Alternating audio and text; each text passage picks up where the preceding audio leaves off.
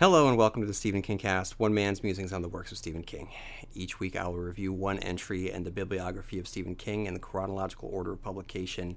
And what you're going to be getting out of this episode is a review of The Dead Zone, which was originally released on October 5th, 2014. I'm currently recording this on January 17th, 2026. So it has been a minute since I have read The Dead Zone.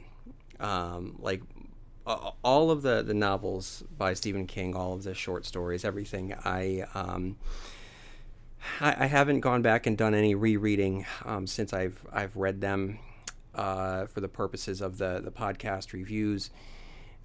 So I haven't read The Dead Zone since I last discussed it back in October of 2014. But I just gotta say that The Dead Zone is a novel and a story that I can't stop thinking about, and I think about it every single day, because the foresight that Stephen King had at seeing the possibility of where politics could go is of the most scary things he has ever put to page. You know, I mean, he is famous for creating a scary clown at the time of this recording. Welcome to Derry was a huge success for HBO Max or HBO, or by the time you listen to this, I don't know, is it just Netflix's Welcome to Derry? Is the HBO even a thing anymore? But I say this because, he's known to be the master of horror for all of the right reasons. He is able to write a scary thing, but the thing that is so powerful about Stephen King is his ability to understand the human condition. And it's why stories like The Shawshank Redemption and Stand By Me and most recently Life of Chuck resonate so much, is because he gets people. He gets people individually. He gets people when they are in pairs. He gets people when it's a group. He gets people when it's a small town. He gets people when they're in a city, and he gets people from a societal standpoint, and the makeup of the different energies within groups of people, and what's gonna tip people over, and what people are going to be attracted to. I say this because in The Dead Zone, it's the story, yes, of Johnny Smith, who gets psychic powers. We all know that, but it's not just Johnny Smith's story, it's Greg Stiltson's story as well. The opportunistic grifter who enters politics not for service, but for greed and for power. And when he runs, everyone around him thinks that he's a laughingstock, that he doesn't have a chance. But there are those that question and think that he actually has a chance, and they're scared. They're scared at the possibilities of what would occur if someone like this, who has no empathy, who does not care about other people, who isn't well, what would happen if someone like that gets in power, and what that would do for the country. And clearly, Johnny Smith has a vision of what would happen.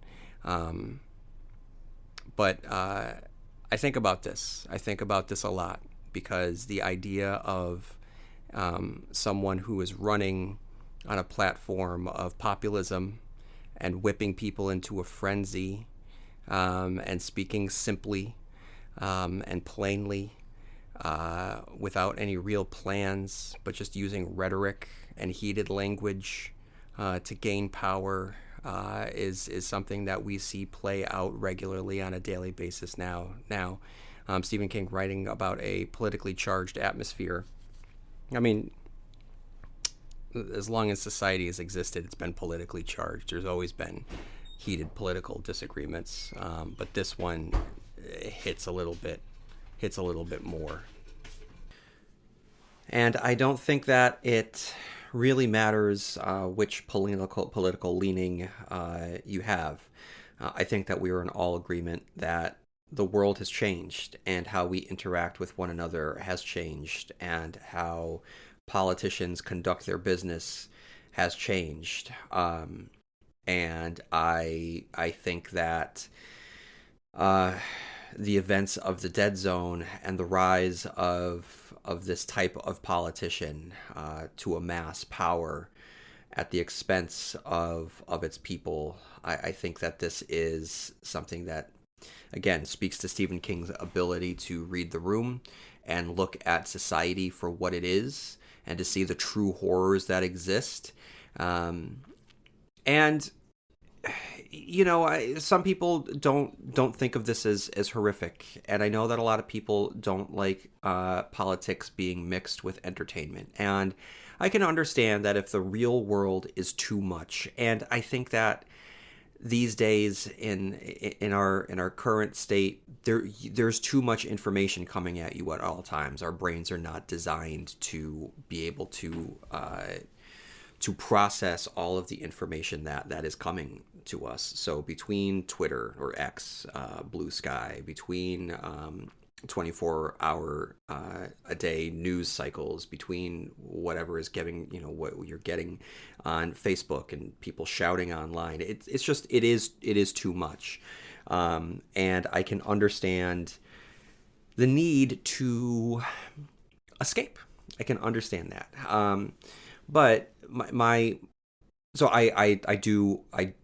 do understand if you're watching something and reading something and it has a political allegory or a message or a metaphor, if your reality is so overwhelming that the fantasy that you're trying to escape to is too close to reality, and I can understand brushing up against that. But the literature has always been intertwined with politics. Dante's Inferno, a poem about the afterlife and the exploration of the afterlife, is political commentary through and through. So these two things do and always have go hand in hand, and it takes someone with great insight and to be able to speak to it with clarity. And I think that that's what Stephen King has done, because The Dead Zone, being written in the early 80s, you can read it in 2026 and have it be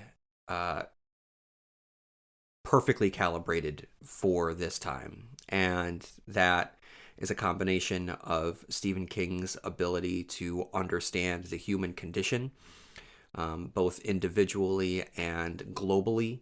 And it speaks to who we are as an organized experiment, what humanity is.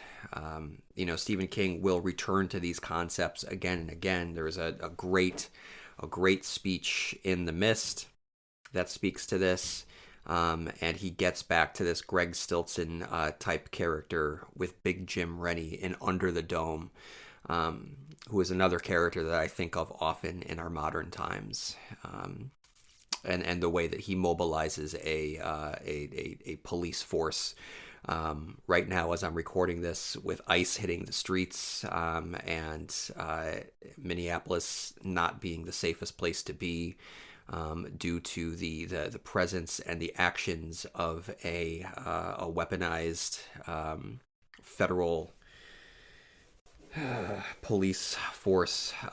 It speaks to Big Jim Rennie and his police. And but here what we see with Greg Stilson is echoes today. And even if we are able, as a country and as a people, if we are able to come together again, as we know upon the conclusion of The Stand, King intimates that these things are cyclical. As we know, there is no there's never any true stability. Things will regress, things will progress. There will be ebbs and flows of moving forward, moving backward. So it all goes round again. So even if we get through this standing as a people, as a country, there isn't anything to say that what we read in the Dead Zone won't be perfectly prescient and appropriate for another stage in our history. So, nothing but happy thoughts to start off our review of the Dead Zone. So I just wanted to include this portion here before we got into the actual review of the Dead Zone, which does not include any of this true political commentary. So without further ado, please enjoy my review of the Dead Zone. Before we get into the summary and the review, let's examine the Dead Zone in relation to the works of Stephen King had published until that point. Carrie focused primarily on one troubled girl in a small town. He took the concept of the small town, filled it with vampires and Salem's Lot, a novel that included a character battling alcoholism and a haunted house. He then took those two concepts and explored them in depth for his third novel, The Shining. His fourth publication was a collection of short stories, but then he came back and blew the doors off the hinges with the epic showdown of good versus evil in post-apocalyptic America with The Stand. So far in this chronology, we see certain patterns emerge, like a baton handoff in a relay race. So we saw the baton of a small town handed off from Carrie to Salem's Lot, and the batons of the writer-protagonist, haunted house, and alcoholism from Salem's Lot to The Shining. But with the bridge between The Shining and The Stand to the Dead Zone, we see him exploring new territory. Coming off the heels of The Stand, a novel with dozens of characters, just as many subplots, and a geography spanning the entire country, The Dead Zone is an incredibly intimate novel focusing on one man's lonely life and the small handful of characters that inhabit it. And it was the right decision to make. It is a phenomenal novel. I think that it's one of Stephen King's more underrated works, but it's incredibly effective. You really get into the mindset of the main character and the supporting characters, and with the epic scale of The Stand behind him and the deep dives into the horror genre as seen in Salem's Lot and The Shining, he's able to really just do a very strong exploration on a character study, specifically, what would you do if you were given Johnny Smith's powers? I mean, it's no mistake that he named him Johnny Smith. He's John Smith. He might as well just have named him John Doe, but he's the everyman here. And so as we get into the review, I'm really, really happy to have reread this. I haven't read it since the first time I read it when I was in middle school. I'm at this point more familiar with the movie. So I was excited to go back and a little worried that I was going to be disappointed. But no, I was not disappointed at all. And actually, at this point of publication, The Stand is really the only novel out of sync with his other publications, in the sense that the other ones were immediately picked up for a movie. And, I mentioned the Dead Zone movie. This follows suit with the 1983 David Cronenberg-directed, Christopher Walken starring vehicle, which we'll examine next week. So make sure you stay tuned for that. In the meantime, let's get to our Wikipedia summary of the novel. The prologue introduces the two main characters. In 1953, a young boy named Johnny Smith is knocked unconscious while ice skating. While recovering, he mumbles a strange message, "Don't jump it no more," to an adult on the scene. The knot on Johnny's head fades after a few days, and he thinks no more of it. A few months later, the adult is seriously injured while jump-starting a car battery. 2 days later, in an unconnected incident in Iowa, a young door-to-door Bible salesman named Greg Stilson, suffering emotional issues and dreaming of greatness, vindictively kicks an aggressive dog to death. By 1970, Johnny is now a high school teacher in eastern Maine. After visiting a country fair with his girlfriend Sarah and eerily winning repeatedly at the Wheel of Fortune, Johnny is involved in a car accident on his way home that lands him in a coma for 5 years. On waking, Johnny finds that he has suffered a neural injury, but on touching people and objects, he is able to tell them things that they did not know. In this way, he knows a nurse's son would have had a successful surgery, states that his doctor's mother, long believed dead, is living in Carmel, California, tells Sarah that her lost wedding ring was in her suitcase pocket, and later recounts the story behind a St. Christopher medallion owned by a skeptical reporter. Johnny shrugs off a local media report of his supposed psychic talents and accepts an offer to resume teaching, but begins to suffer from severe headaches. A reporter for Inside View, a national tabloid, maliciously prints a story denouncing his clairvoyance as a phony, but this brings Johnny relief and the hope that he can resume a normal life, a hope broken when he is contacted by a local sheriff, desperate to solve a series of murders, including that of a child. Johnny's extra sense provides enough detail to identify the killer, who commits suicide and leaves a confession. Stillson, now a successful businessman and elected mayor of Ridgeway, New Hampshire, still suffers from his emotional problems. Asked to straighten out a friend's teenage nephew for wearing an obscene t-shirt, he sets the shirt on fire and terrorizes the youth with a broken bottle, threatening to kill him if he tells anyone. In 1976, he decides to run an independent campaign for a seat in the House of Representatives, blackmailing a local businessman into raising funds for him. Johnny's offer to return to his teaching job is rescinded, due to him being too controversial and to be effective as a teacher. He moves to New Hampshire and takes a job as a tutor for a wealthy young man named Chuck. He also takes up an interest in politics and becomes concerned when he watches a rally for Stillson. Later, Johnny meets a presidential candidate, Jimmy Carter, and shakes his hand. Having another clairvoyant incident, he tells Carter that he's going to be president. Johnny then makes a hobby out of meeting politicians to see their future.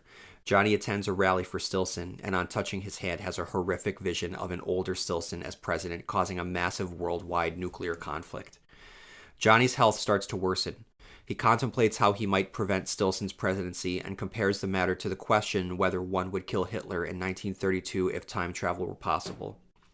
Eventually, he concludes that the only certain way to avoid the terrible future he has seen is to assassinate Stillson, but procrastinates, rationalizing his inaction because of doubt in the vision he has seen, abhorrence to murder, and belief that there is no urgent need to act at the moment. As Johnny continues to contemplate the matter, he has another vision and warns Chuck not to go to his high school graduation party because the facility is going to be struck by lightning and burned down.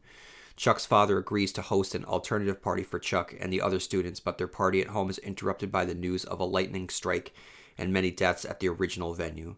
Johnny also learns that the FBI agent investigating Stillson has been murdered with a car bomb.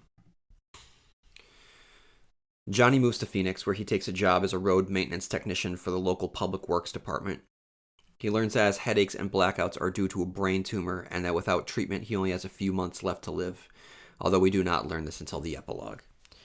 Johnny takes the fire at the party as a warning that he knew the fire would happen, but did not take it seriously enough, and as a result people had died. Realizing that he will not live much longer, whatever he decides, Johnny refuses surgery and buys a rifle to shoot Stillson at the next rally. At the rally, Stillson begins his speech, and Johnny attempts to shoot Stillson, but misses and is wounded by Stillson's bodyguards. Before he can fire again, Stillson grabs a young child and holds him up as a human shield. Johnny pauses, unable to shoot, and is shot twice by the bodyguards, falling off the balcony and fatally injuring himself. A bystander photographs Stillson in the act of using a child as a shield, a picture that is implied destroys Stillson's political future when published. I'm just going to interject right here. In the real world, even that wouldn't be enough to take down a politician with the popularity of Stillson, which is very upsetting. Anyway, dying, Johnny touches Stillson a final time, but feels only dwindling impressions and knows that the terrible future Stillson would bring around as president has now been prevented. An epilogue, Notes from the Dead Zone, intersperses excerpts from letters from Johnny to his loved ones, a Q&A transcript of purported Senate committee investigating of Johnny's attempt to assassinate Stillson, and a narrative, Sarah's visit to Johnny's grave.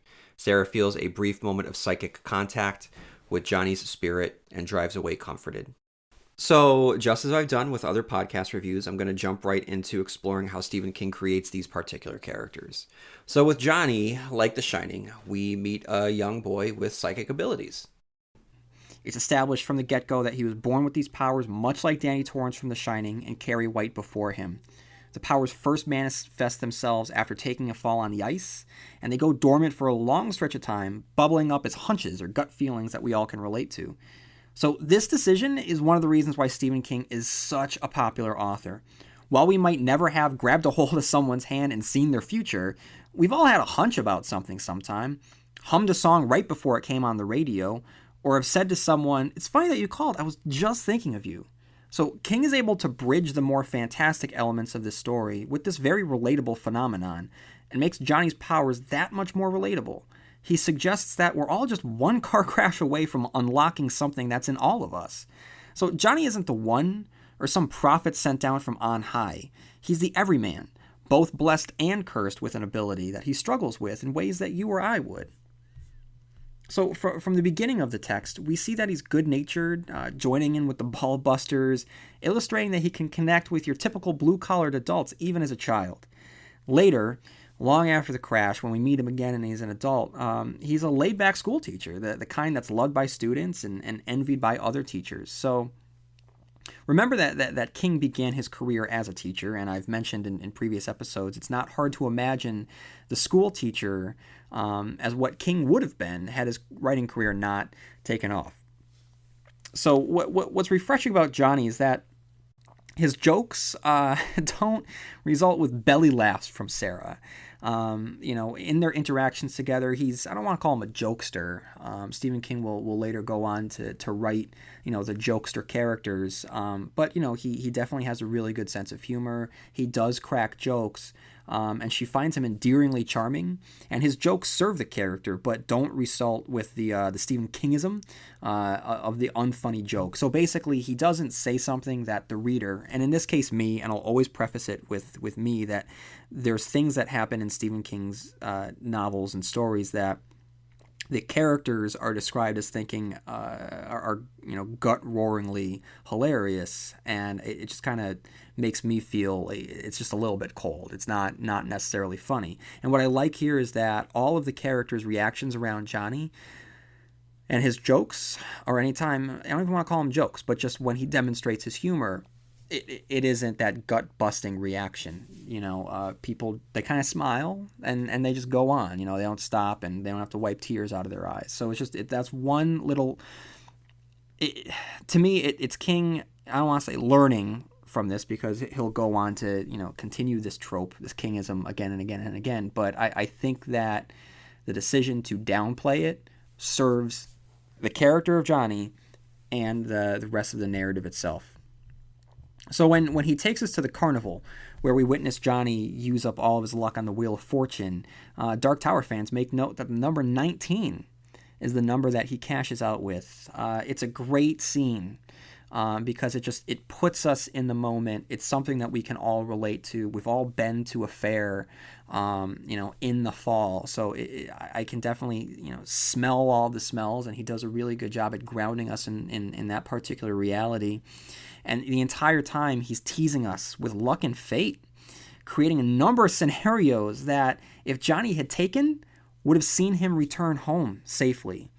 So for instance, he offers to take Sarah to the hospital, because at this point she's getting sick. She had eaten a bad hot dog, and that in of itself is Stephen King playing with luck and fate. Of all the hot dogs that she could have eaten, or of all anything that she could have eaten, she happened to eat something that's going to cause her to be sick, which is going to cause her to have Johnny take her home at a particular time and place.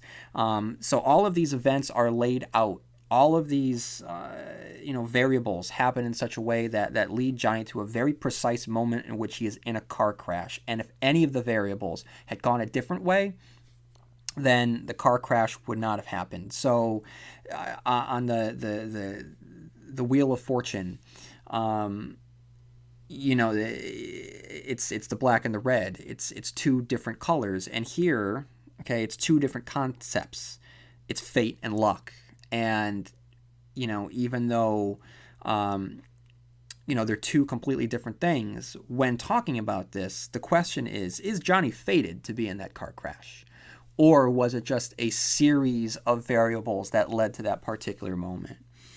So anyway, I mean, he offers to take Sarah to the hospital. He offers to let her car warm up. He offers to stay at her place. These are all situations that would have kept him from that exact moment that were resulted with the accident that put him in a coma for 4.5 years.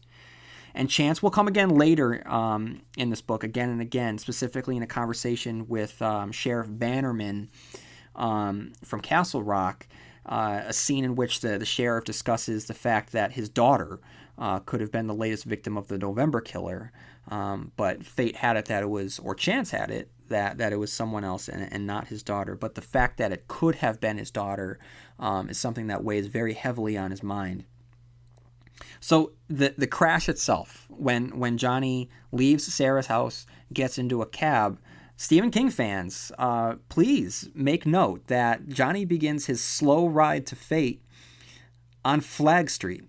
And for those of you who don't know what I'm talking about, Randall Flagg was the antagonist of Stephen King's previous novel, The Stand, a character that shared more than just a couple similarities to Greg Stillson, a character that I believe was one of the greatest fictional characters created of all time. And in the pantheon of Stephen King villains, I mean, you have, Jack Torrance, you have Christine, you have Cujo, you have Carrie, you have Pennywise the Dancing Clown.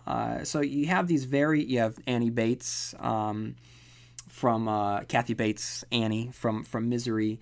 You have all of these very iconic characters that were brought to life through cinema. And it's just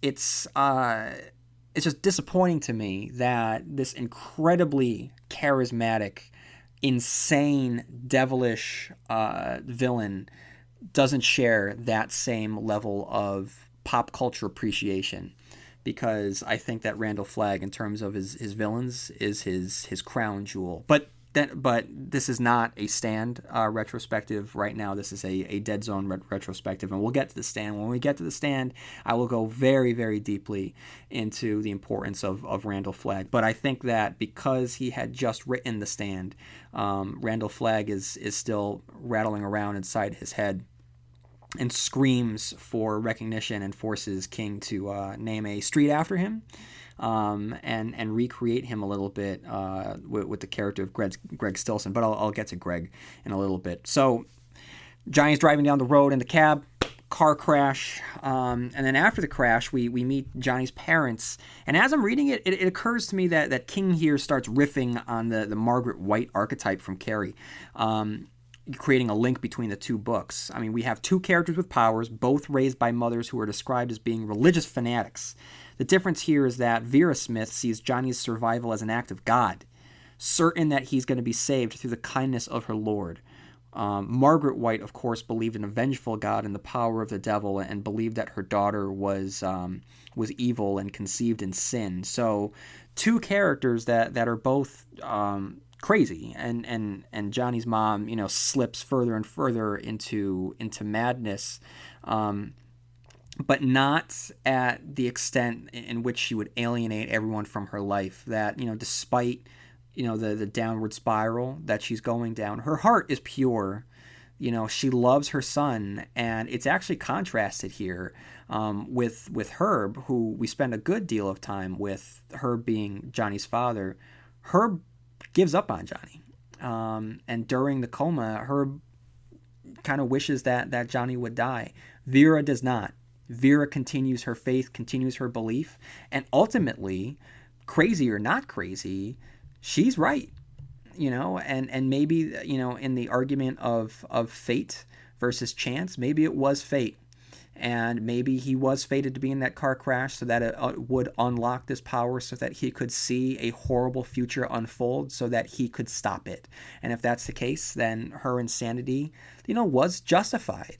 And sort of redeems the Margaret White character in a sense. So when Johnny comes to, King immediately demonstrates his new power. Okay, most notably with Dr. Weizsack explaining how his mother, whom he had thought deceased, was still alive. Weizsack is developed in contrast to the hotshot Dr. James Brown, who clearly does not believe Johnny's story. So with this information, King raises the ethical questions in regards to Johnny's abilities that he's later going to explore with the Hitler time travel situation. But specifically, should Johnny or others use information he receives from his vision to affect others, whether the effect be positive or negative? So in this specific case, Weizsack struggles with this knowledge, debating whether or not he has the right to contact his mother, knowing that a call from her long lost son could completely shatter the life that she has built for herself, because maybe the phone call would just unlock a flood of guilt, with her knowing that she had, abandoned her son, and granted, this was during a time of war and horror, and, with it being, World War II and the Holocaust. No one can blame her.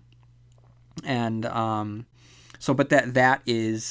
that's the dilemma, and it's presented right away as soon as Johnny comes out, and it sort of hangs there and manifests itself again and again and again until ultimately Johnny has to make the final decision whether or not to stop Stillson. So for all of the fantastic elements of the story, King constantly grounds it in a reality. Specifically, here's an example on page 117. So the edition I'm reading, it's a paperback Signet edition. I don't know the year, but the cover is it's the Wheel of Fortune, and the black and red is really just skulls, bunch of skulls. So on page 117, there's just a small little chapter, a little section here, and it's Johnny coming out of the coma, and despite the fact that he has these new miraculous powers, Stephen King chooses not to focus on that for a little bit, and shows that there's going to be a lot more to his recovery than just having powers. And he writes, he slept most of the afternoon. Around 4 p.m., he was rolled down the corridor to the elevator, taken down to neurology, and there were more tests. Johnny cried. He seemed to have very little control over the functions adults are supposed to have the ability to control. On his way back up, he urinated on himself and had to be changed like a baby. The first, but far from last, wave of deep depression washed over him, carried him limply away, and he wished himself dead. Self-pity accompanied the depression, and he thought how unfair this was. He had done a Rip Van Winkle. He couldn't walk. His girl had married another man, and his mother was in the grip of religious mania. He couldn't see anything ahead that looked worth living for. Back in his room, the nurse asked him if he would like anything. If Marie had been on duty, Johnny would have asked for ice water. But she had gone off at 3. No, he said, and rolled over to face the wall. After a little while, he slept. So, I mean, it shows it's not glamorous, and there's going to be a lot of pain, and it looks like nothing good is happening to Johnny here, and it just makes you care that much more about the character who was, for all intents and purposes, just a really good guy, that was at the wrong place at the wrong time due to a series of events that led up to that particular moment, and it's not fair. And it's said again and again by various characters in this book, especially Sarah, that it's just not fair that this happened to him. But it did happen to him, and he does make the most out of it. So I think that's important that he has moments like this where, he bucks up and he sees it through and he gets tough. But, I mean, it's important to see that he's still just a guy, and Stephen King does a really good job at just making him very relatable, because this is how I imagine that a lot of people would feel if this had happened to them. Gambling can be addictive, just like alcohol and other drugs. And like with other addictions, help for yourself or a loved one is out there. Call the Massachusetts Problem Gambling Helpline at 800-327-5050. And just little things, I think that the fact that Johnny, a full-grown man, calls his father daddy says so much about him. It's so endearing, it's so loving. He could call him dad, he could call him father, he could call him pop, he could say all these things, but he refers to him, with the affection that a little boy, refers to their father. And it's a little touch, but I think that it goes a long way. So it goes back to the, just this all-around likability of Johnny. So I mean, from the get-go, I mean, he wanted to drink one of the adults' beers, right? So just kind of showed him as a little scamp, but something that the adults liked. And then as a grown man, his students loved him, and he was respected by the administration in his school, and and he has a good relationship with his doctor, who sees him as a peer. And then then there's a really good relationship with him and his father, and I really like the fact that he calls him daddy. And we just learned that he's a good man. He turns down very, very easy money when Richard Dees from the tabloid Inside View comes to pay him a visit. Now, Dees, by the way, for those of you who don't know, is later going to appear in the Stephen King short story The Night Flyer from the collection Nightmares and Dreamscapes. So keep your eyes open and your ears tuned up when we get around to that particular review, because I will definitely be reviewing both The Night Flyer, the short story, and The Night Flyer, the movie starring Miguel Ferrer, who will also co-star in the adaptation of The Stand. So the thing about Johnny is that he's intensely decent. He's just a decent human being. When he realizes that a wrong must be righted, as seen in the vision of the nurse's kitchen, or his confrontation with Bannerman about Dodds, the guy's a bulldog who just won't relinquish his grip. Even when he knows biting down might kill him, as in the case of the third act of the story, when Johnny decides that he must assassinate Stillson before he can ascend any higher on the political ladder than he already is. So, I mean, towards the end of the novel, Johnny begins to pull people with the Hitler time travel scenario, which I don't think, I don't think that Stephen King invented that particular scenario, but I believe that he popularized it with this novel. And then so when Johnny decides, to go through with it, that he doesn't have a choice, that he has to get rid of Stillson before, Stillson brings about the end of the world. The end it comes, rocket fast. I don't know if it's Stephen King just plowing through to get to the end, and I don't know, because I'm very much aware of the outcome of the story, so it's just a matter of getting to the end. But so for first-time readers, I don't know. Is it thrilling in the fact that it comes so quick?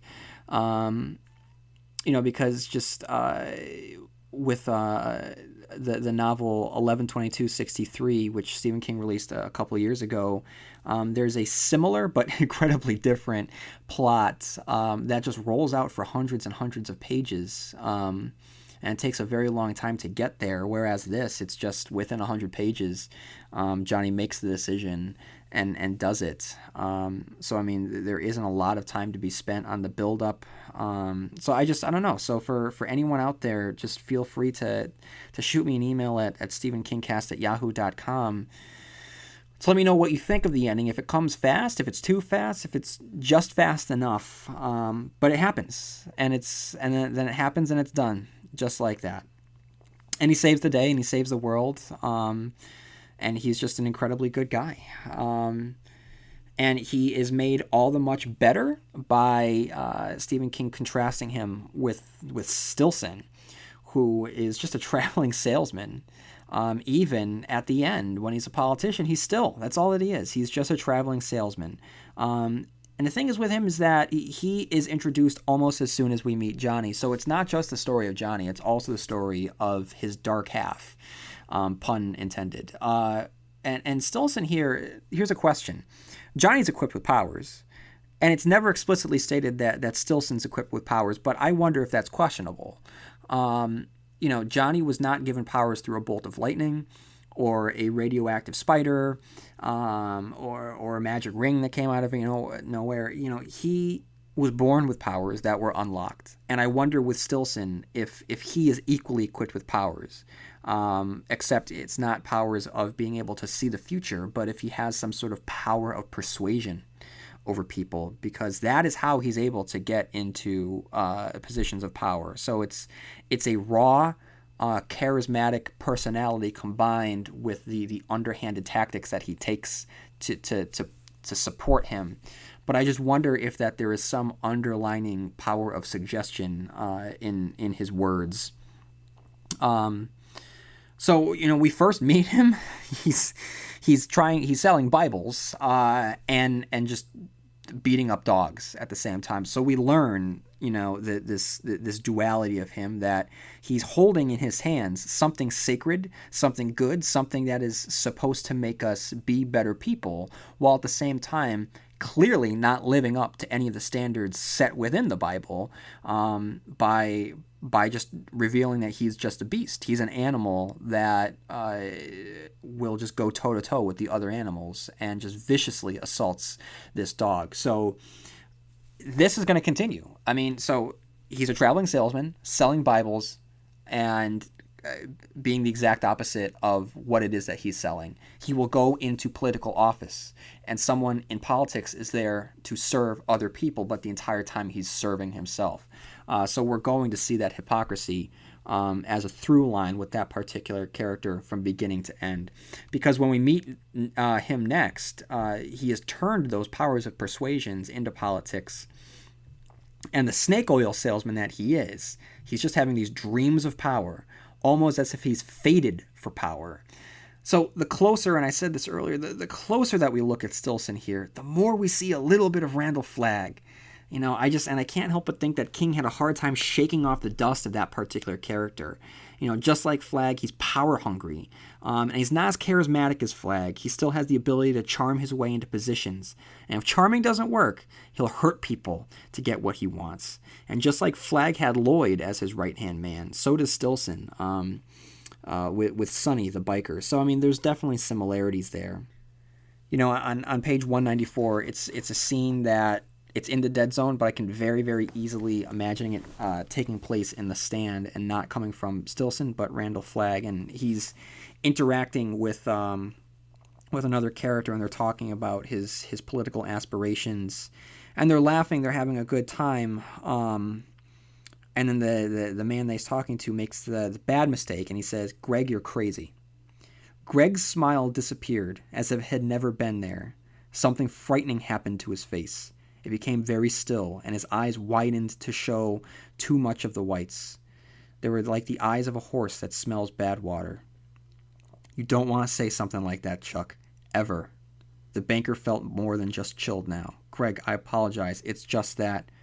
"No, you don't ever want to say that to me, unless you want to find Sonny Elliman waiting for you some afternoon when you go out to get your big Imperial."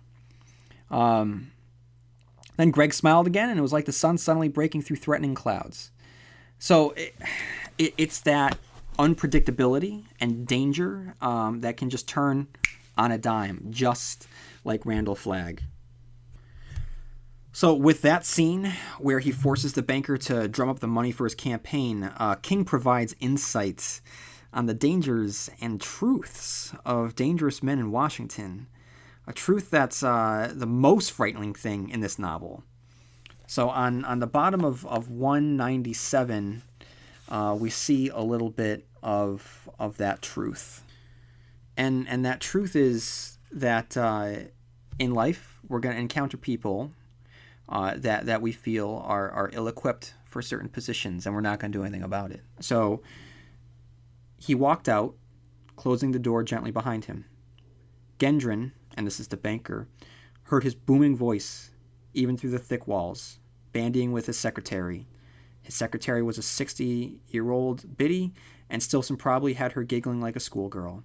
He was a buffoon. It was that as much as his programs for coping with youthful crime that had made him mayor of Ridgeway. But the people didn't elect buffoons to Washington. Well, hardly ever. So the banker knows the dangers of Greg Stillson. He's just been threatened, and he knows that he just doesn't have the wherewithal or the mental stability and to actually be a leader. And he's dangerous. He's a buffoon, and yet the banker does nothing because he just assumes because he's a buffoon, no one's ever going to take him seriously.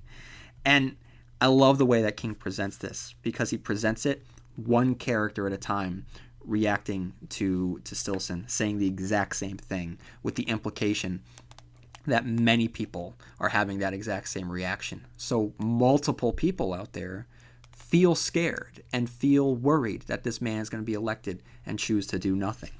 And then we see the effect again on page 278. This time, Stillson has threatened a journalist who was going to report negatively on Stillson. And the man is thinking about the words from Stillson, the threat.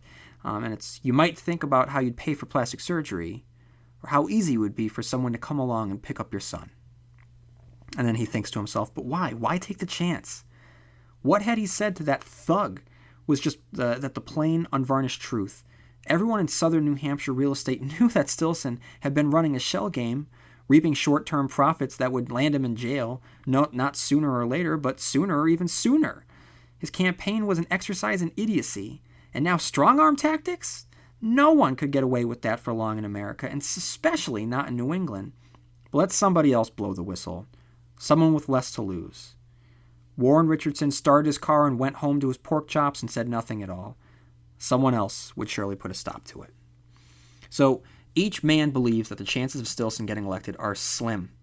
But both of the characters that I have just listed off, let others stand up, to Stillson. So that's why Johnny is so important here, because it makes Johnny's ultimate sacrifice that much more potent, as he redeems the inaction of everyone that could have cut Stillson down before the height of his power, yet specifically chose not to. All in all, Stillson is just another representation of the bully that was first introduced in Carrie, and Johnny is determined to stand up for everyone in danger of the bully's wrath. So, reading the scene in which Johnny watches, the televised exploits of Stillson, the first, not encounter, but the first, time he's heard or seen anything about Stillson, I really couldn't help but think that King was really just dipping his toes into the realm of satire. I mean, we have Stillson dressed in a hard hat, racing back and forth, swearing for applause, and literally winning votes by giving out hot dogs. So it's a satire, but it's frightening, more so, I would say, because when we live in a world where policies seem more shaped by talking heads who only serve their own interests, this characterization seems a little bit too on the nose to be truly funny, and this was very much ahead of its time. So for a novel all about someone that can see the future, it seemed as though Stephen King caught a glimpse of what he saw the future of politics were, and created a character that, unfortunately... Running a business is hard enough, so why make it harder with a dozen different apps that don't talk to each other? One for sales, another for inventory, a separate one for accounting. Before you know it, you are drowning in software instead of growing your business. This is where Odoo comes in. Odoo is the only business software you'll ever need.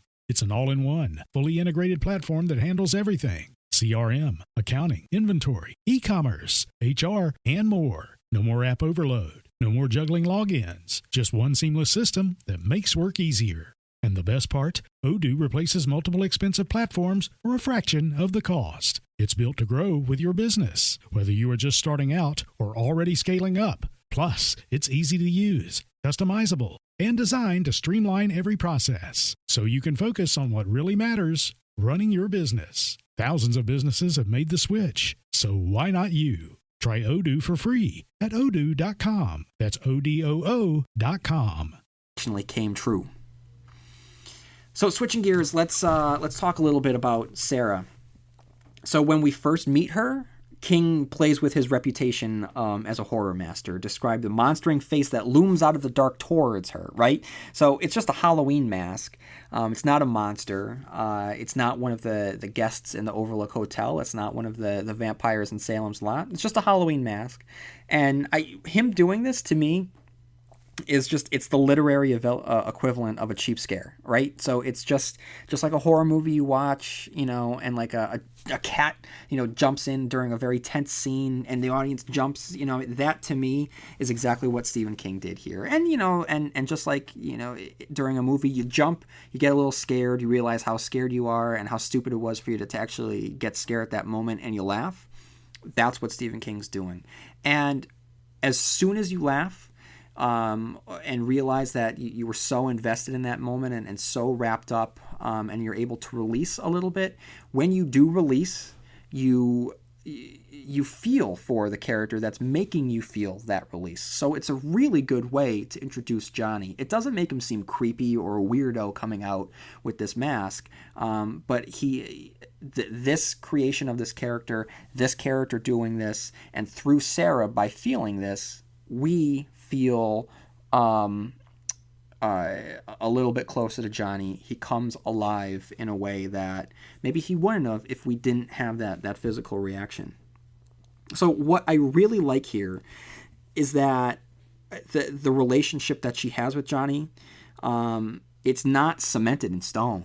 I mean, it's at the very, very early stages of the relationship. And when we first meet her, she's questioning how she feels about him.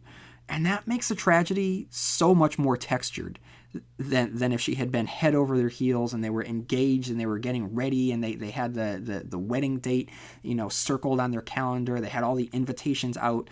It hasn't yet solidified or grown into something beautiful. So by the time the accident happens, the sadness isn't the relationship that was thrown away.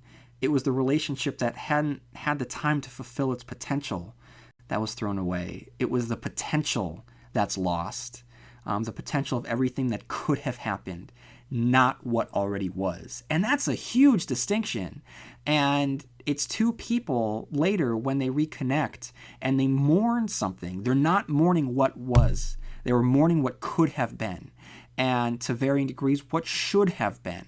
And that, to me, it's a different flavor of this that I think is a lot spicier. It's a good choice on his part. I'm glad that he did it because, first of all, I guess if anything is going to be realistic here, that to me is more realistic. And so the accident happens. Johnny's in a coma, and when she finally agrees to go out with Walt, you really can't blame her. And in the hands of a lesser writer, Walt would have been a Class A jerk, someone Johnny would have to wake up from a coma in order to save her from, right? But Walt isn't that. He's a good man.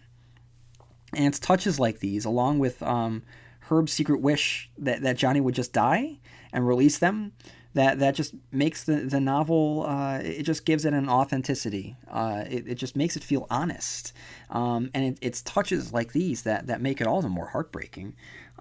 So of all of the ways here that King could have had Johnny demonstrate his powers to Sarah when she eventually comes back and she visits him in the hospital, we know in that scene that there has to be something that King, the author, has to convey to the character Sarah, that Johnny has these powers. Of all the ways that he could have done it, he chooses to have Johnny discover the location of her missing wedding ring. So what can we read into that? That the wedding ring is an object to symbolize Johnny's status as once lost but now returned? In a sense, although he had never gotten a chance to walk her down the aisle, it's Johnny who gives her the wedding ring, signifying both that theirs is a union that can't fully be broken, and that by giving her the wedding ring placed on her finger by Walt, Johnny is giving her blessing.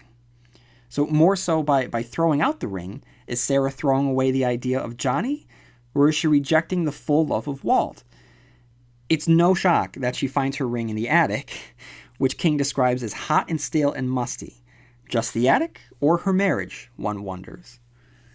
And so King teases this relationship, between Sarah and Johnny, and he doesn't shy away from the fact that Sarah is in love, and she's in a happy marriage, and they have a child, and, it's not, something out of a romance novel. It has its everyday reality, the baby that, is kind of reluctant to eat, and, the husband that loves his wife clearly, but is a little bit too focused on work, and his own, ambitions, but still a good man through and through.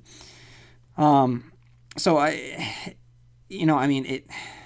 it makes it that much more tricky when he teases the relationship between Sarah and Johnny, because I think that, just in life, infidelity it's a poisonous thing. And so for King to have his characters engage in an affair and make it beautiful, it's really a testament to his abilities, because in the hands of a lesser writer, the scene in which Sarah visits Johnny would be something out of a romance novel. And there is some elements to that, as is there any time Stephen King writes a love scene, but he doesn't emphasize the physical nature of the relationship, but the emotional relationship of not just Johnny and Sarah, but also Sarah and Herb. It's not a tawdry affair, but a celebration of what could have been, as seen on page 207. So basically everything I'm talking about here, Johnny calls up Sarah and asks her to come to dinner at the house, and she comes with Denny, her son, and she and Johnny, they have a moment together, in the barn between them, in which, basically, she's cheating on her husband. But like I said, it's really a beautiful scene, a celebration of what could have been. And then later on, they eat dinner, and Herb is there. And so King writes, after supper, they sat in the living room, and the talk turned away from politics. They watched Denny play with the old wooden cars and trucks that a much younger Herb Smith had made for his own son over a quarter of a century ago. A younger Herb Smith who had been married to a tough, good-humored woman who would sometimes drink a bottle of Black Label beer in the evening, a man with no gray in his hair and nothing but the highest hopes for his son. He does understand, Johnny thought, sipping his coffee. Whether he knows what went on between Sarah and me this afternoon, whether or not he suspects what might have gone on, he understands the basic cheat. You can't change it or rectify it. The best you can do is try to come to terms. This afternoon, she and I consummated a marriage that never was, and tonight, he's playing with his grandson. He thought of the Wheel of Fortune slowing down, stopping.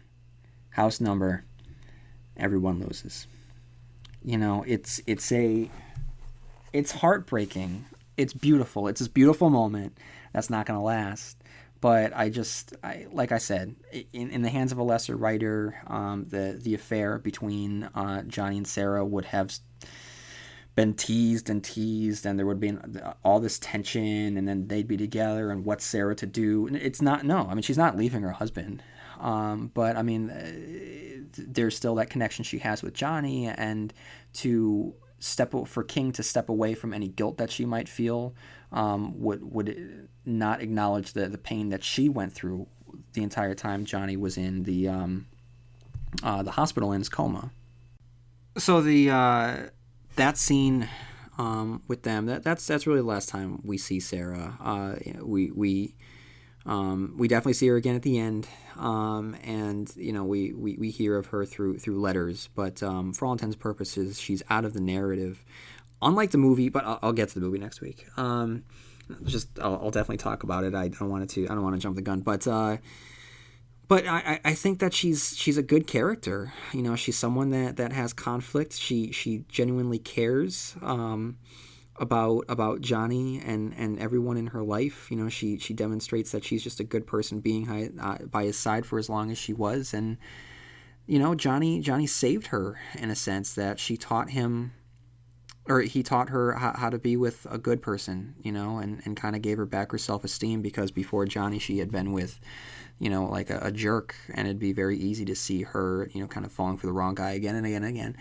But Johnny, was a decent guy and showed her that, she can be with a decent guy, and there are benefits to that. And she goes on, she marries another decent guy, and maybe it should have been Johnny all along, maybe, but she'll never know. And then she made the best out of the situation that she was given, much like Johnny himself. And so, Sarah was a good character.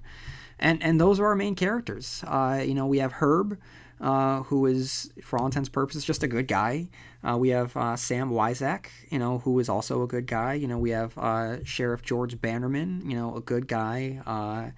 We have, Frank Dodds, who is not a good guy. Frank Dodds being the serial killer in Castle Rock, Maine.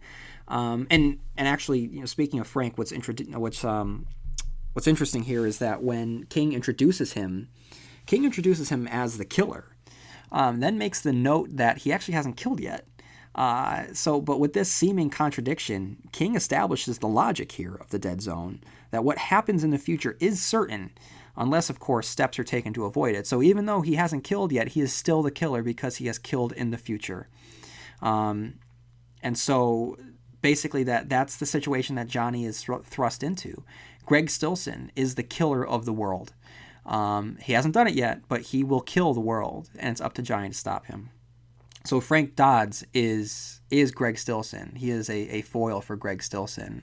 He's a mirror image. He's a twinner, to use Stephen King language. So he's a twinner on a small scale. And when King has Johnny stop Frank Dodds on a small scale, he's setting up the inevitable confrontation between Johnny and Greg Stillson. So just a couple notes that I haven't talked about already. This is not a horror novel at all. So again, Stephen King is known as the master of horror.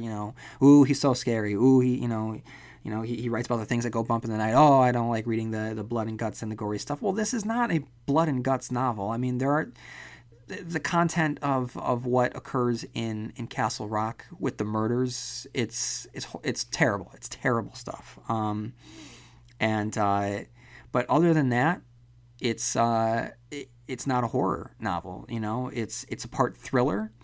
It's a race against time. It's part drama. It's part crime novel when Bannerman and Johnny are solving the case together, and it's even a part inspirational teacher story. So it's a lot of things, and each aspect of this, it's like just like a stew.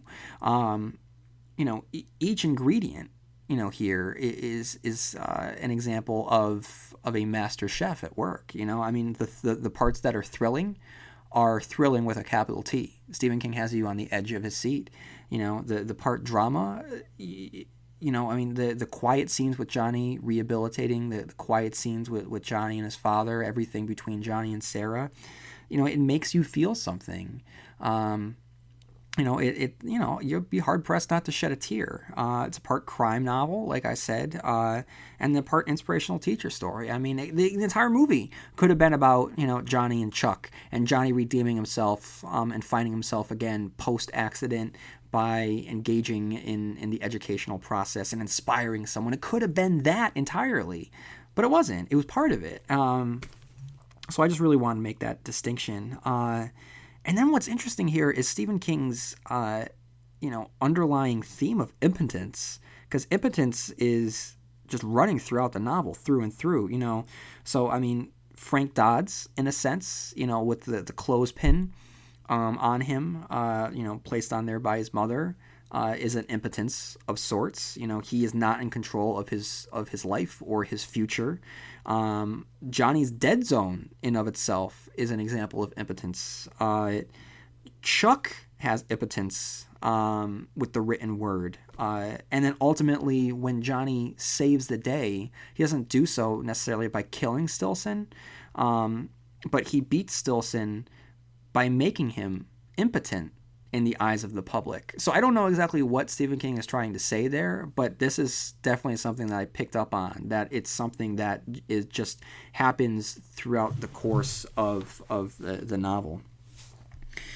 Okay, and so what we have next, it's what I like to call our King-isms.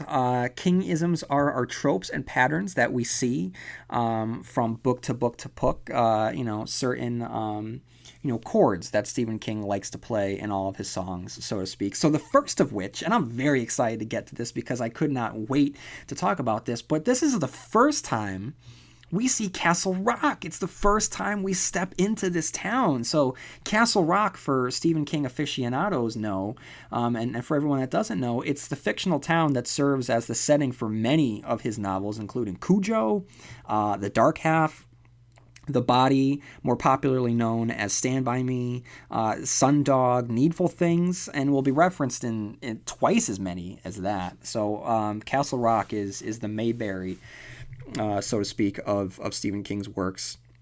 And then it's going to go on to have a life of its own well outside Stephen King's works, because Rob Reiner, who directed Stand By Me and will go on to direct Misery, he created the Castle Rock production company, named after Stephen King's fictional town. So anytime you watch a movie and it's produced by Castle Rock Entertainment, that is inspired because of Stephen King's works. So this is the first time we see Castle Rock. It will not be the last time, and I really look forward to diving into the Castle Rock stories because it feels like going home.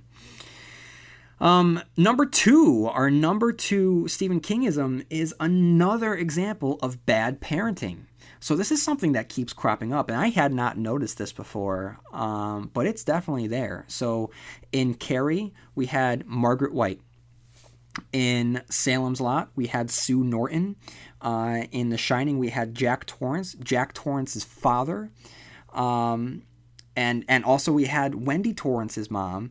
And then here in this book, we have Mrs. Dodds. So I don't know exactly what he's saying, but King clearly likes playing with the concept of the sins of the father and the sins of the mother being passed down to the next generation. Which brings us to our number 3 Stephen Kingisms, and that is thoughts set within commas. So King really likes to play with the syntax of the novel and the narrative, and a lot of times you will see thoughts closed off, italicized in parentheses, and that's what we see here in the Dead Zone. So when Johnny has his visions, these visions and the descriptions of the visions and what he sees and what he's thinking, it's set apart from the rest of the narrative with commas. The visions are marked by run-on sentences, creating a stream of consciousness writing. So Stephen King differentiates the experience of these visions, through the syntax of his own writing. Our number 4 Kingism is the wise mentor, first seen with Matt Burke in Salem's Lot, to some extent with Halloran in The Shining, and in this case it's Dr. Weissack. We're definitely going to see this archetype again in books like Pet Sematary, The Stand, and The Talisman. So it's not anything that he created, but it's definitely something that he likes playing with. Our 5th Stephen Kingism is that of the political radical. So we've seen that here with Stilson. We saw it with Randall Flagg. We're going to see it with a character in the Dark Tower series, John Farson, who, well, I'm not going to say anything about that, but I almost gave something away. And then again with Big Jim Rennie in Under the Dome. So this is definitely something that Stephen King likes to play with, and that's everyday horror that will affect us, and that's someone with political clout getting a little bit too much clout. It's an everyday horror, and it's one that is a lot more terrifying than any vampire or ghost that I can think of. And then our 6th Stephen Kingism is someone having an ability in order to change events that occur. So, for instance, we have Johnny Smith, who has the ability to see the future, and so he wants to change the future. In 11/22/63, it's about someone going back in time to stop the JFK assassination, and it's also something that we're going to see again in Insomnia. So it's definitely a Stephen Kingism. It's a trope that he likes to play with. And we have the inclusion of informational texts. So we have newspapers, letters, and just like Carrie, a transcript from a committee meeting following the climax of the novel. So here, King improves the technique, weaving Johnny's final letters in between well-placed testimonies that expand upon the letters. The letters themselves serve as a final goodbye from Johnny to not only his father and Sarah, but also to us. And the ending of the novel is almost a mirror image from the end of De Palma's Carrie. But instead, King opts for a sweet farewell from Johnny, who was able to reach out from beyond the dead for one final touch, this time to soothe a wounded heart. It's a beautiful ending. It's incredibly sad. And despite our character's death, or maybe because of the reason for it, it's deeply fulfilling. I mean, Johnny was a guy that didn't ask for anything. He didn't use his powers for himself, and he just did the best that he could. And if that isn't an inspiring takeaway from this book, I don't know what is. And the last Stephen Kingism is that these powers are killing me. So the concept is teased throughout the entire novel. And then it's made clear at the ending that his powers are giving him a tumor, and the tumor is killing him. So King is going on to that baton analogy with the relay race. He's going to take this and pass it off to his next novel, Firestarter, and explore it in a lot greater detail. So we have a few references here to other Stephen King works. So this is something that Stephen King is going to get known for, throwing in little Easter eggs for his readers that have read the rest of his works. Many books have been written about these, and they will, and these books will list all of the references. And I don't have any at my disposal, so these are just references that I found myself. So the first is Johnny refers to the hospital outside Jerusalem's Lot. So that's a callback to Salem's Lot. Jerusalem's Lot, as you know, is a small town in Maine. So Jerusalem's Lot, like Castle Rock, which made its appearance here, and Derry, which will make its appearance later. These are the big Stephen King fictional locations. And then at one point in the moment when he decides to help George Bannerman with the Castle Rock killer, he thinks of the song, "This Little Light of Mine, I'm Gonna Let It Shine." And I can't help but wonder if it's just a callback to The Shining, which featured a little boy who could also see visions of the future, with an ability that, it makes me think that if Johnny had met the boy, or his guide Dick Halloran would have learned that his own ability was called The Shining, or as groundskeeper Willie calls it, The Shinning. And, the last actual reference that we see is when Johnny's prediction that the restaurant will burn comes true. He is accused of doing it himself, just like in the book Carrie. So Stephen King is giving himself a little shameless plug there, which is fun. And so now it's come to the part of our podcast where I'm starting to wrap up, and I always like to include an excerpt from the text that I think encapsulates either the theme or the central conflict. And I encourage everyone to please send me what you think, the most important excerpt is from the novel to stephenkingcast@yahoo.com, so I can, read it and share your thoughts on the air. And I took something from 293 and 297 of my edition, and the reason it's from two different pages is because it's actually connected. And basically, this is when Johnny understands that something is very, very wrong with Greg Stilson. And Johnny is talking to the housekeeper of the house that he's staying at, who is describing a game that used to be played back in the country in Vietnam where he had come from. And he says, "I do not have the English for what I wish to say. There is a game that people of my land play. It is called the Laughing Tiger. It is old and much loved, like your baseball. One child is dressing up as the tiger you see. He puts on a skin, and the other children try to catch him as he runs and dances. The child in the skin laughs, but he is also growling and biting, because that is the game. In my country, before the communists, many of the village leaders played the Laughing Tiger. I think this Stilson knows that game too." Johnny looked over at Nago, disturbed. And then on page 297, "Hadn't he been looking all along for the political equivalent of Frank Dodd? Yes, it was true. But the fact was, none of them except Carter had told him much of anything, and the feelings that had gotten from Carter were not particularly alarming. Shaking hands with Carter had not given him that sinking feeling he had gotten just from watching Greg Stilson on TV. He felt as if Stilson might have taken the game of the Laughing Tiger a step further. Inside the beast skin, a man, yes. But inside the man's skin, a beast." And that, to me, that's the central conflict. And that puts everything that had happened to Johnny into the context here. And it brings up the question again of fate or chance. And I think that it falls here on the side of fate, that this is why he has been placed on this planet and why he was given this power to make sure that this man does not get any further into power than he already has.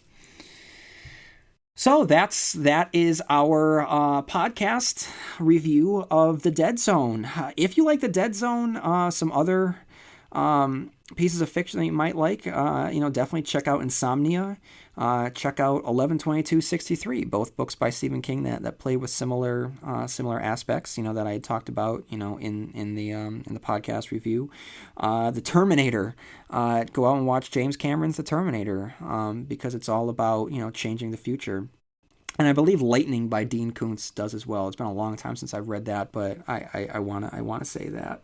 And a book, The Touch, by F. Paul Wilson, about someone granted with a very similar power. So all in all, to conclude, this is a very strong novel that is a lot of things. Like I had said, a little bit inspirational teacher story, a little bit thriller, drama, romance, and each part is done so well. And I'm glad that Stephen King went from that sprawling epic of The Stand and just gave us an intimate story about one man's life, and what the power that we have. So much of what we saw was good men doing nothing, and then we saw a good man do what he could, and all it took was one man to stop great evil. So stay tuned next week as I review 1983's David Cronenberg directed, Christopher Walken starring, the Dead Zone adaptation of this particular novel. So I'm looking forward to seeing you all again next week. If you have any questions or comments that you would like to share, please feel free to do so at stephenkingcast@yahoo.com. I cannot do this alone. I encourage you to please send me any thoughts that you might have so we can enter into a conversation, because I don't really want this to be all me. So like I said, next week, Dead Zone, the movie. It's a great movie. I'm looking forward to viewing it again. Until then, may you have long days and pleasant nights, and I will see you here next time where MOON spells Stephen Kingcast.